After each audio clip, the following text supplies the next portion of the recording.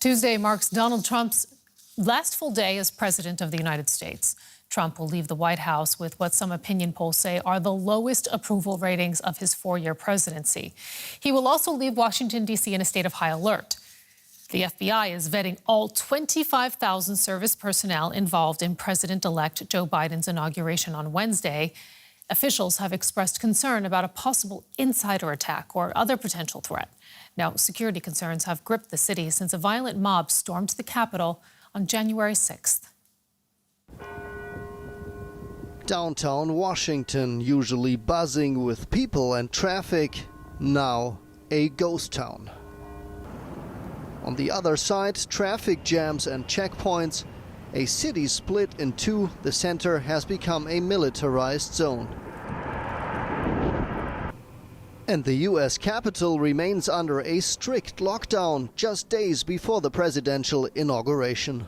We are just outside the closed perimeter, and this is as close as the general public can get to the U.S. Capitol, which is currently cordoned off by a 3-meter-high fence and razor wire, which is currently installed on top of the fence.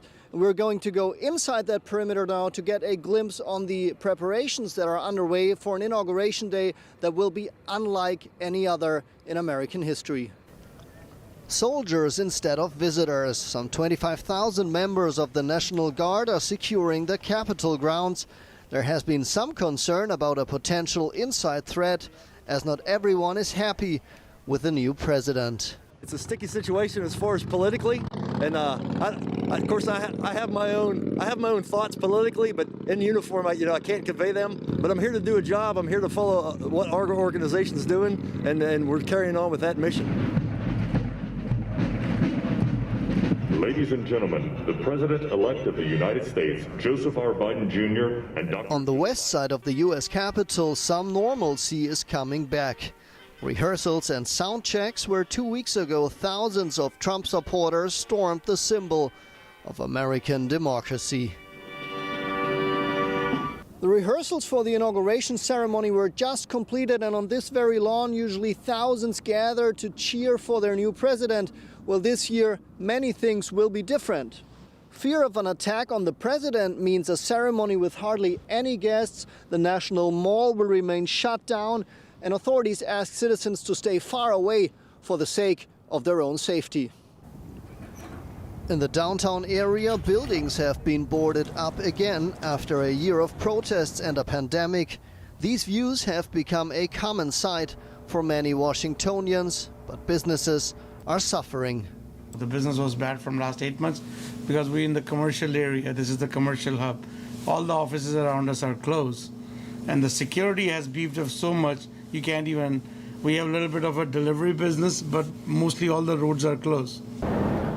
A life behind fences and roadblocks. Those who live here can't wait until the new president is sworn in.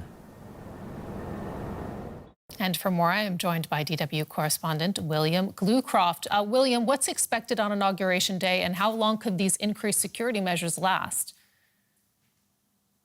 Well, as we just saw in the report, huge security presence, more than double the number of National Guard troops at this inauguration than normal inaugurations. Of course, a presidential inauguration, a presidential event is always going to be very high security, but there's all these extra layers that we've been hearing about the last several days since that attack on the U.S. Capitol by a mostly white fundamentalist mob, really. And the threat, the acute threat is being said that it might extend till Thursday, a day after the inauguration. But let's not forget that these far-right groups, these white supremacist groups, these anti-government groups, they did not start in this election cycle. They're not going to end in this election cycle. And while Washington has long been a very high security zone, especially since post 9/11, it was always looking towards an international and particularly an Islamist threat. But if you watch a lot of that video from inside the Capitol, and I've watched a lot of the language and the religious imagery from these people professing to be Christians, very similar to the kind of Islamist extremism that we saw, that we've been, hearing threats about for decades now. And that threat is going to continue into the Biden administration, as FBI and law enforcement officials have long said has long been a threat towards the United States. A pretty bleak picture you're painting. Also, I'd like to ask you about another aspect here. We know that outgoing President Donald Trump has not been seen in public for a week. What has he been up to?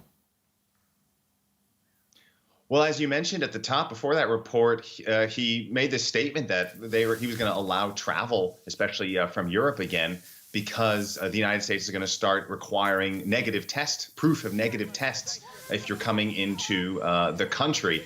The bizarre thing is, of course, that's going to happen starting January 26th, which is 6 days after Donald Trump ceases being president and Joe Biden becomes president. And the Biden administration said that's just not going to happen. They're going to continue, keeping the corona dragnet, so to speak, very much present. It should be noted that there's been really mixed signals from the scientific community this entire pandemic, whether blanket travel bans even work, if they're the most effective way to control a virus. But the CDC, the Centers for Disease Control, has said that by March, they're fearing that the dominant strain infecting people and spreading in the United States is going to be this extra virulent strain that we've seen starting in England in the last several weeks. And that's what they're trying to prevent. William, just quickly, Trump planning to pardon as many as 100 people in his last day in office, according to reports. What are you hearing?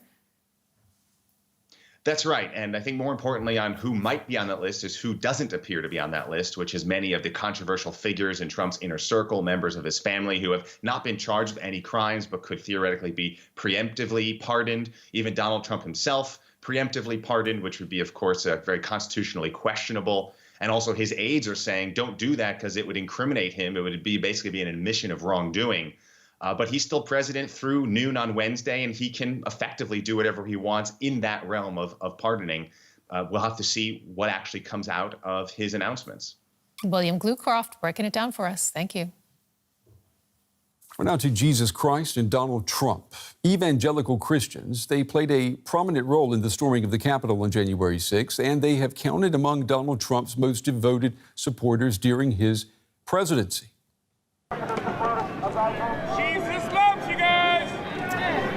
Exit polls show that 3/4 of white evangelicals voted for Trump in November, a number virtually unchanged since 2016.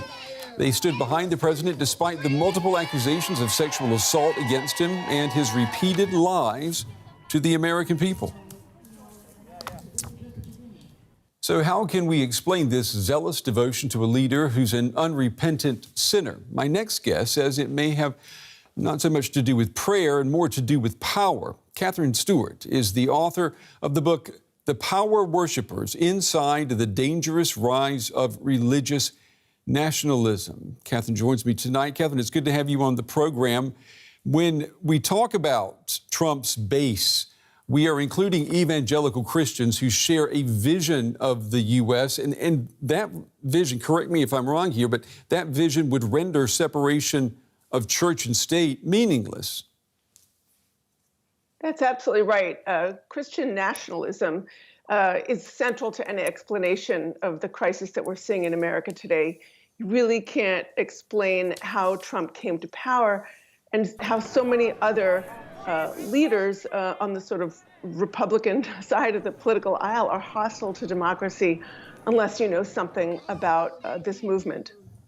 And the attraction to Donald Trump, it can't come from his religious convictions. I mean, this is a man who has bragged about rarely, if ever, going to church.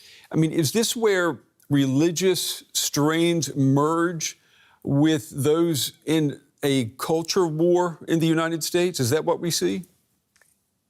Absolutely. It's a form of identity politics in that it ties the idea of America to specific religious and cultural identities. So Christian nationalism, let's make clear, it's not a religion. It's a radically anti-democratic political ideology that makes use of religion. It sort of exploits religion for political purposes.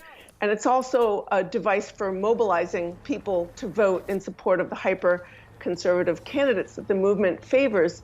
And it's, I mentioned earlier, it's radically anti-democratic. It's, I use the term religious nationalism in the subtitle of my book because it makes clear its similarities with other forms of religious nationalism around the world. So when you see leaders like Putin in Russia, or Erdogan in Turkey, or Orban in Hungary, when these leaders bind themselves to conservative religious authorities in other countries in order to consolidate a more authoritarian form of political power, we rightly see this as a form of religious nationalism. And that's what we saw with Donald Trump. He was basically exploiting religion for political purposes. And is there a next generation in U.S. politics that represents an even more developed sense of this religious nationalism? I'm thinking, for example, of Josh Hawley in the U.S. Congress. Absolutely. You know, leaders like Josh Hawley and Ted Cruz and many other Republican leaders are also exploiting the rhetoric of religious nationalism and trying to draw people to their side. And often they do it by through these so-called culture wars, through these issues like abortion or same-sex marriage and the like. They know very well if you can get people to vote on one or two issues, you can control their vote. You know, over the last decade that I've been researching this movement, I go to innumerable right-wing and Christian nationalist strategy meetings and gatherings and events like this. And many of the movement leaders will talk about how important it is to create single-issue voters, because they know if they can get the rank and file to sort of play along and vote on abortion, they can control their vote. And then they use it to enact a wildly anti-democratic agenda, and also an agenda that's not just about abortion. It has a lot to do with economic policy and foreign policy and things that those sort of anti-abortion voters may not themselves agree with. Yeah, and this agenda, of course, oftentimes it ends up in the courts. And there we talk about maybe the legacy of Donald Trump. He was able to appoint a record number of federal judges. He appointed 3 Supreme Court justices. They are all conservative, Supreme Court judges, social conservatives. So we're talking about these people being around for the next 20 to 40 years to interpret legislation and laws. Should Americans be worried? Absolutely. I mean, I think we're going to be dealing with Trump's legacy in the courts for quite some time to come. And if you look also at the judges that he appointed, a lot of them have been nurtured by these sort of right-wing legal organizations like the Federalist Society, which plays an enormous role in finding and nurturing legal candidates and promoting them for different appointments and sort of sustaining their careers. And then, you also have a lot of Trump appointees who have worked for right-wing legal or Christian nationalist legal organizations, including the Alliance Defending Freedom, which is known as a sort of legal juggernaut of the Christian right. And again, they don't just take right-wing positions on the so-called culture wars like same-sex marriage and abortion.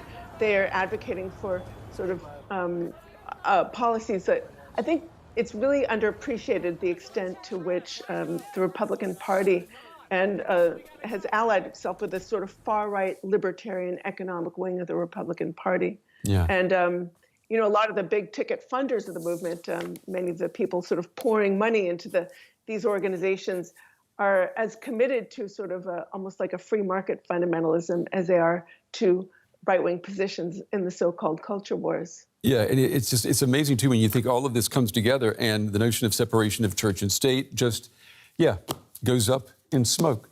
Catherine Stewart, author of The Power Worshippers Inside the Dangerous Rise of Religious Nationalism. Catherine, we appreciate your time and your insights tonight. Thank you. Thank you for having me.